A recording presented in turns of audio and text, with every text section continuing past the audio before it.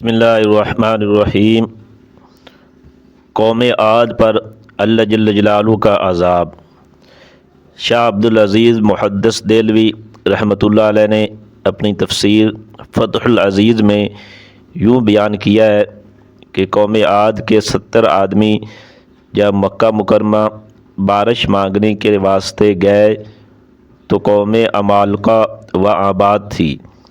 اس وقت مرصد کی قوم غالب تھی۔ جب یہ عادی وہاں پہنچے اور اپنا مطلب بیان کیا تو مرصد نے کہا، یہاں کی دعا تم کو فائدہ نہ دے گی، تم اس پیغمبر یعنی ہود علیہ السلام کی بات مانو اور اس کی تابعداری کرو اور دین حق کو مانو تاکہ یہ بلا تم سے ہٹ جائے۔ عادیوں نے کہا، ہم اگر بغیر مطلب واپس جائیں گے تو ہماری قوم ہم کو ذلیل اور خفیف کرے گی۔ اب یہ کام جس طرح ہو یہاں سے ہو جائے۔ پھر مرصد ہی سے تدبیر پوچھی کہ تم ہی کوئی ایسا طریقہ بتاؤ کہ ہمارا کام ہو جائے۔ مرصد نے کہا، پھر تم ننگے سر اور ننگے پاؤں حاجیوں کی شکل بنا کر صفا پر دعا مانگو کہ ہود علیہ السلام کے خدا اگر ہود علیہ السلام اس بات میں سچے ہیں کہ تیرے پیغمبر ہے تو ہم کو پانی دے کہ ہم فقط پانی کے واسطے آئے ہیں۔ ان لوگوں نے اسی طرح دعا کی تو 3 ٹکڑے ابر کے زہر ہوئے، جیسا کہ پہلے بیان ہو چکا، اور قید کے ان پر پورے 3 سال گزر چکے تھے۔ جب انہوں نے سیاہ ابر کو اختیار کیا تو ابر کا ٹکڑا اوپر سے ان کے ملک کی طرف جا رہا تھا اور اس کے نیچے یہ لوگ اپنے ملک کی طرف جا رہے تھے۔ جب شہر کے قریب پہنچے تو کچھ آدمی انہوں نے آگے روانہ کیے کہ جلدی پہنچیں کہ لوگ اپنے اپنے تالاب اور حوضوں کو صاف کریں اور کھیتی کا سامان بیج وغیرہ درست کریں اور خوش رہیں کہ یہ بدلی خواہش کے موافق برسے گی، اور خوش رہیں اور شہر کے لوگوں کو خوشخبری دے دو۔ حضرت ہود علیہ السلام نے لوگوں کو کہا کہ یہ بدلی نہیں ہے، یہ بلا ہے۔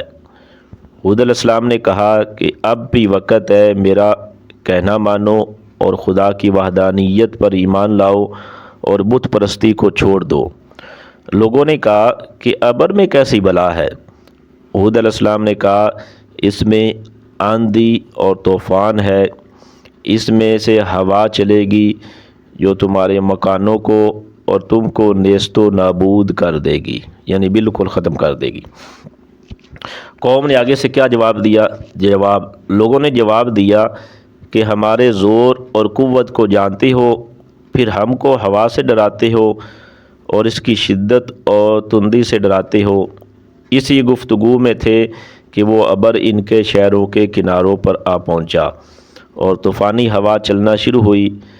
حق تعالیٰ جل شانہ نے اس باد عقیم کو چوتھے طبقہ زمین سے ایک بیل کی ناک کے برابر چھوڑا تھا، یعنی بیل کی ناک کے برابر اللہ تعالیٰ نے ہوا کو چھوڑا تھا جو قوم عاد پر مسلط کر دی تھی۔ وہ ان فرشتوں کے قابو سے نکل گئی تھی جو ہوا پر مسلط اور اس کے نگہبان تھے۔ ہوا پر فرشتوں کی نگہبانی اس لیے تھی کہ وہ کسی بے گناہ کو ہلاک نہ کر دے، لیکن وہ فرشتوں کے قابو نہ آتی تھی۔ اس ہوا کی تندی اور شدت کو دیکھ کر عادی لوگ اپنے مضبوط محکم مکانوں میں گھس گئے اور مضبوط رسیوں سے آپس میں ایک دوسرے کو باندھ دیا اور اپنے جانوروں کو بھی مضبوط زنجیروں سے باندھا اور گھر والوں کو اونٹوں کے کجاووں میں بٹھا کر باندھا، لیکن اس قہر کی ہوا نے ان اونٹوں کو کجاووں سمیت اٹھا کر زمین پر دے مارا۔ اسی طرح وہ ہوا اٹھا کر مارتی رہی۔ اللہ تعالیٰ جل جلالہ نے ان لوگوں پر ایسا قہر نازل فرمایا جو ان کی پہلوانی کے مناسب تھا۔ چونکہ وہ لوگ پہلوان تھے، خدا نے ان کو پہلوانی کا مظاہرہ دکھایا کہ ہمارے پہلوانوں سے کشتی کر کے تماشا دیکھو۔ چنانچہ حدیث میں آیا کہ حق تعالیٰ دنیا میں ہوا کو اور پانی کو اندازے سے بھیجتا ہے، لیکن نوح علیہ السلام کے طوفان کا پانی اور عادیوں کے واسطے ہوا موکل فرشتوں کے اختیار سے بیر ہو گئی تھی۔ یہ ہوا شوال کی 22 تاریخ بدھ کی صبح سے شروع ہوئی اور اپنی شدت کے ساتھ 29 تاریخ اسی شوال کے بدھ کے آخری دن تک یعنی آفتاب کے غروب تک اپنی شدت کے ساتھ 7 رات اور 8 دن یکساں عذاب عادیوں پر رہا۔ چنانچہ ابن جریر رحمۃ اللہ علیہ اور دوسرے مفسرین نے روایت کیا ہے کہ وہ لوگ اتنے طاقتور تھے کہ باوجود اتنی شدت کی ہوا کے بھی اٹھا کر مارتی رہی، پھر بھی 7 دن تک زندہ رہے۔ 8ویں دن آخری بدھ کو وہ سب بے جان ہو گئے، پھر ہوا نے ان کی لاشوں کو اٹھا کر کھاری دریا میں ڈال دیا۔ یہ سارا واقعہ تفسیر عزیزی میں درج ہے۔ عادیوں کو ہوا نے نہایت زور شور سے زمین پر پٹک کر پارا کیا کہ کوئی اپنے مکانوں کے اندر مارے گئے کہ ان کے مکانوں کو زمین کے ساتھ اللہ جل شانہ نے منہدم کر دیا۔ تو اللہ جل شانہ ہمیں ہر قسم کے عذابات سے بچائے اور اپنی فرمانبرداری کی توفیق دے۔